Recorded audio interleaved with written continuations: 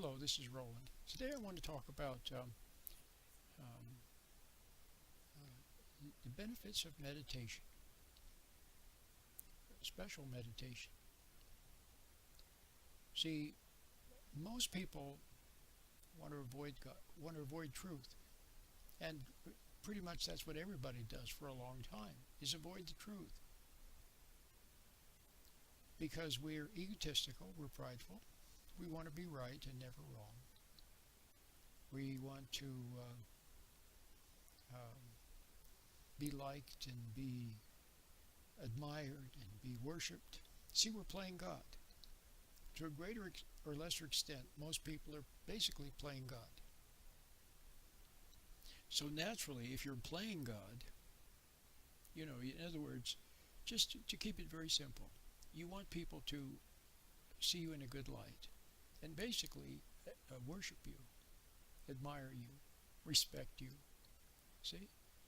Just like God, you want to be worshipped like God. And then if they don't see you in a good light, they don't worship you. Instead, they disrespect you or say something about you behind your back. Then what? Then you judge them and condemn them. See, God is both king and judge. So you become a king or a judge, a queen or a judge. As a king or a queen, you want worship. As a judge, you condemn other people. See, you condemn them and judge them. See? That's what we do. So it's kind of sneaky and naughty and not good. So that's why we avoid the light, because the light would judge you. See, we want to avoid being judged ourselves. See, you're judged for judging others. You're judged for resenting others. And then when we puff up in our pride, then we become impatient. A lot of parents are impatient with their kids. We're impatient with other people. We're impatient with our own health issues, for example. We're impatient with our body. See, we resent it when it doesn't get well right away. Then we try to force it to get well. And when it doesn't, we resent it. There's no love there, you see. So we're impatient. But what is impatience? But puffing up with some sort of pride, some sort of arrogance. See, a humble person is not impatient. So humility is a wonderful virtue, which very few people have. Somebody once said, if you don't have it, fake it. See, and sincerity is something else that most people don't have. Oh yeah, some people are sincere. Well, people are sincere and they're wrong, but they're not sincere when they are dealing with other people. They're manipulative, a little bit sneaky. They withhold this and withhold that, and see, they're looking for advantage, and they're afraid of loss. They won't tell the truth because they're afraid they might lose out on something, lose some perks or something. So now you see. So we're playing God, and so because of that, we avoid the truth. We avoid the light of truth, which is from the real God, with whom we have conflict. And so, who helps us fight away, keep the real God at bay? God doesn't violate our freedom. He doesn't force himself upon us. It's said that God wants volunteers, not conscripts. So he's very gentle. They call it the still small voice. Okay? He's very gentle. And he knocks on the door of your mind with conscience, which is wordless. In a very gentle way. He doesn't force himself. So it's easy to try to avoid him for a long time. But then you begin to suffer the results of it. But who helps you to avoid? Well, other people do. See, they're avoiding God too. So they keep things on the surface level, shallow level. They don't pull the rug out from under you. Otherwise, see, you would pull the rug out from under them.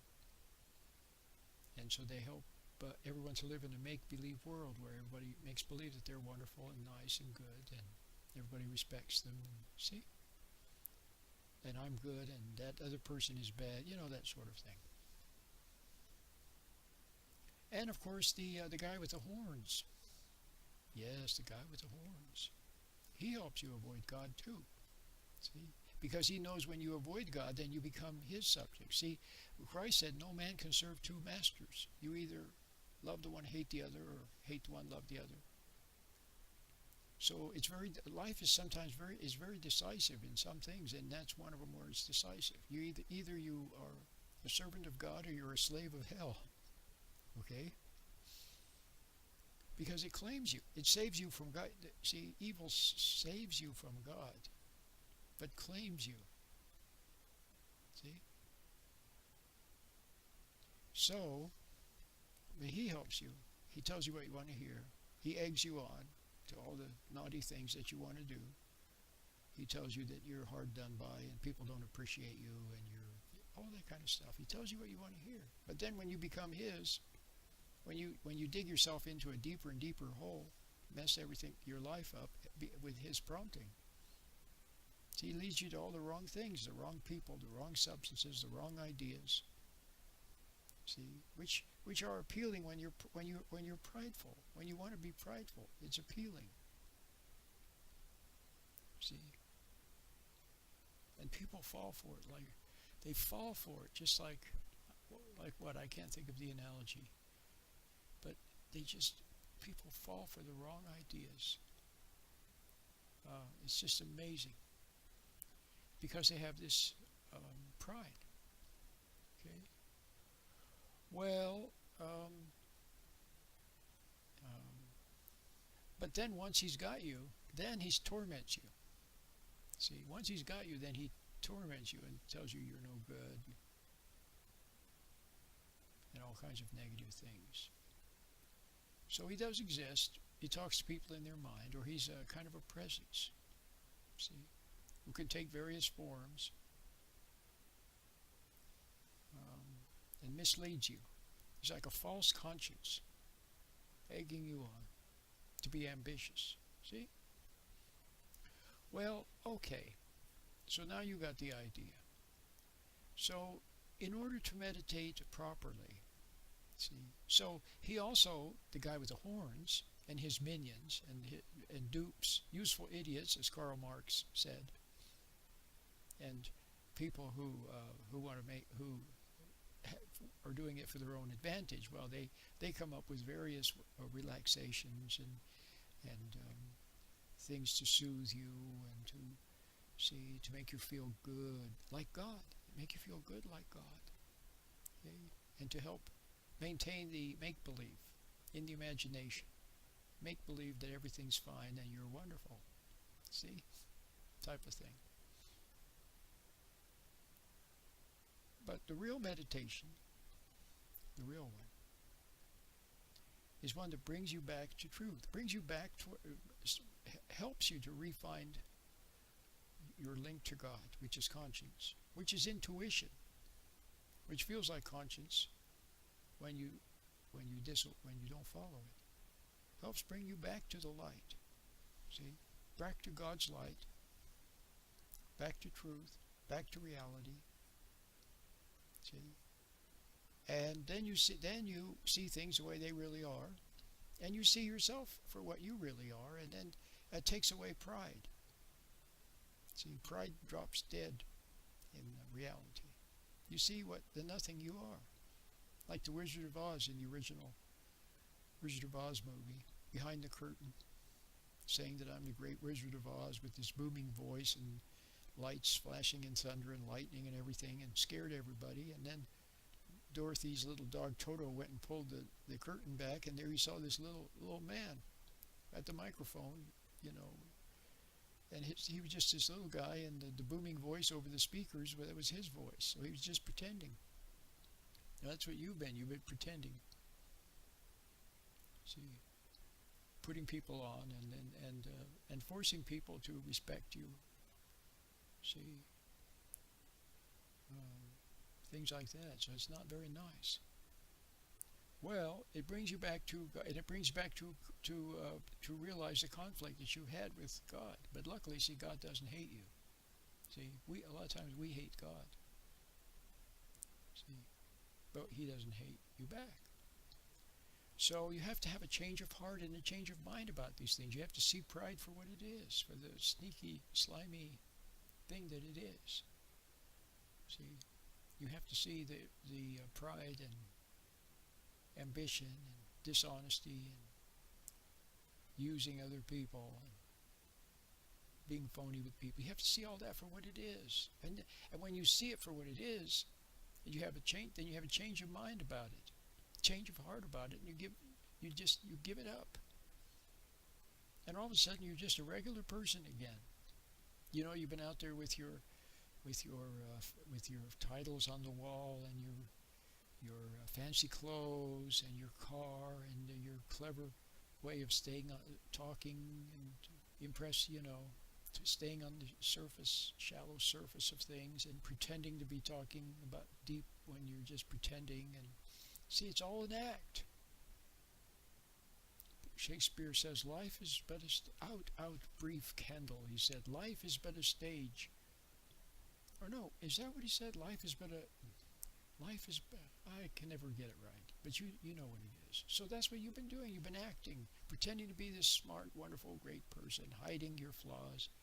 Sometimes you go home at night, throw yourself on the bed and pull a pillow over your head and pound your fists, You're not the great person that you really fool everybody into thinking you are. But the problem is, one aspect of pride is resentment. See, that's the other thing that pride has, and that's your real folly, the resentment. Resenting other people, resenting yourself, resenting God, resenting the truth. So when you have a change of attitude, then you have to see that resentment. You have to let go of that. See, a lot of your unhappiness is due to resentment. Trying to run other people's lives and wanting them to worship you and admire you, and when you make a mess out of things, see, and they flee from you, or they rebel from you, see, then you resent them. See, and then when they flee from you, rebel from you, and then you see, then they're taking drugs or they're in trouble. Like a lot of moms tried to run the kids' lives, and the kids rebel, and then they end up, because of the guilt for rebelling and resenting their parent, they end up taking drugs and stuff. And then when you have to see the truth about it, see, either you see it or you continue to deny truth and blame someone else and chase after them and try to improve them, make them okay again, so you don't have to save face, so you don't have to see your own role in ruining them. See? So all these games have to stop. The game playing has to stop. And then you become just a regular person, stripped of all your false assurances and reassurances and your false things, vanities. Okay? And the meditation helps, because when you learn to sit still, get in touch with God's light, then you sense that God's light is there. See, so you're not alone. See, before you always tried to deal with everything as this ego, this lone ego struggling. But now if God's light is there, then you can do what they say in the 12-step program. I think they say, let go and let God.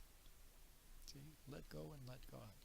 You'll be able to do that because you'll sense that He's there.